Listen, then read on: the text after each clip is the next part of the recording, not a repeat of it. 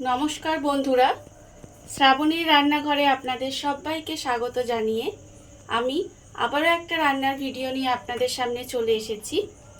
আজকের আমি আপনাদের করে দেখাবো বেগুন পোস্ত, যেটা গরম ভাতের সঙ্গে খেতে ভীষণ ভালো লাগে। তাহলে চলুন এই বেগুন পোস্তটা আমি কিভাবে বানাই সেটা আপনারা একবার দেখে নিন। বেগুন পোস্ত বানানোর জন্য আমি একটা বাটি নিয়ে নিয়েছি, আর এখানে আমি বেগুনটা একটু ডুমো করে বড় বড় ডুমো ডুমো করে কেটে রেখেছি। বেগুনটা আমি এর মধ্যে দিয়ে দেব। এবারে আমি এর মধ্যে দেব নুন। এখানে আমি আন্দাজ মতো একটু নুন দিলাম, আর দেব হাফ চামচ মতো হলুদ গুঁড়ো, আর দেব 1/4 চামচ মতো একটু কাশ্মীরি লঙ্কার গুঁড়ো, আর দেব সর্ষের তেল 1 চামচ মতো।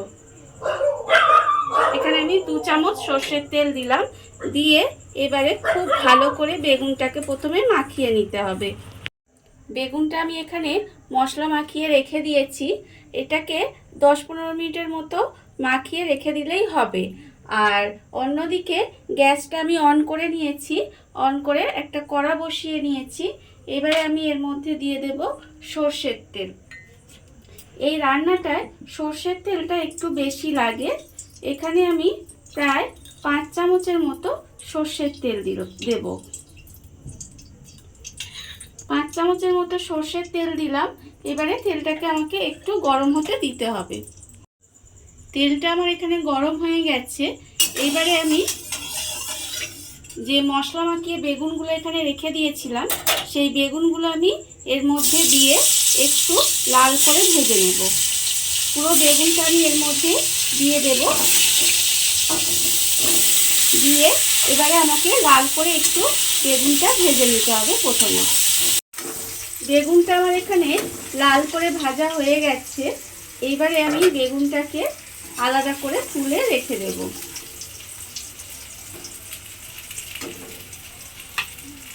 বেগুনটা থেকে তেল ঝরিয়ে এইভাবে আলাদা করে তুলে রেখে দিতে হবে। বেগুনটা লাল করে ভেজে আমি আলাদা করে রেখে দিয়েছি।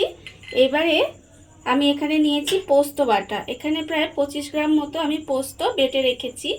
আর এই পোস্তটা কিন্তু আমি শিলে বেটে রেখেছি।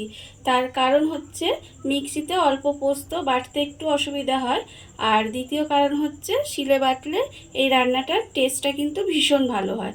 সেই জন্য আমি পোস্তটা এখানে শিলে বেটে নিয়েছি। এবারে এই পোস্ত বাটার মধ্যে আমি দেব শুকনো লঙ্কা বাটা। এখানে 2টো শুকনো লঙ্কা আমি বেটে রেখেছি। আপনারা কতটা ঝাল খাবেন সেটা বুঝে কিন্তু শুকনো লঙ্কা বাটাটা দেবেন। আর আমি এর মধ্যে দিয়ে দেব 1/4 চামচ মতো হলুদ গুঁড়ো, আর দেব 1/4 চামচ মতো কাশ্মীরি লঙ্কার গুঁড়ো। দিয়ে এবারে এটা খুব ভালোভাবে মিশিয়ে নেব। পোস্তর সঙ্গে মশলাটা আমাকে খুব ভালোভাবে মিশিয়ে নিতে হবে।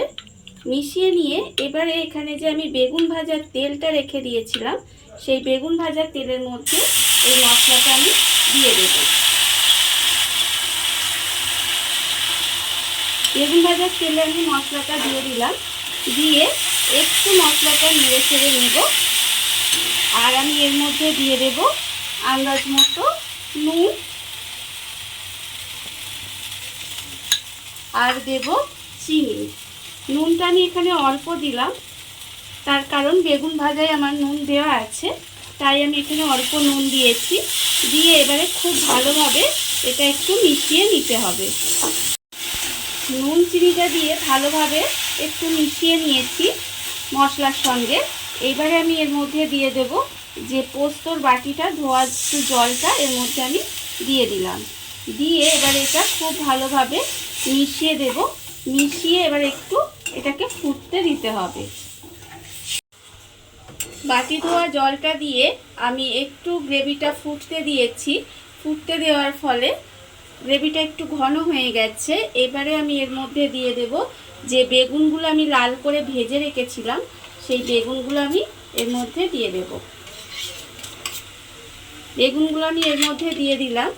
দিয়ে এবার একটু নেড়ে চেড়ে গ্যাসটা কমিয়ে একটু ঢাকা দিয়ে কিছুক্ষণ রান্না হতে দেব।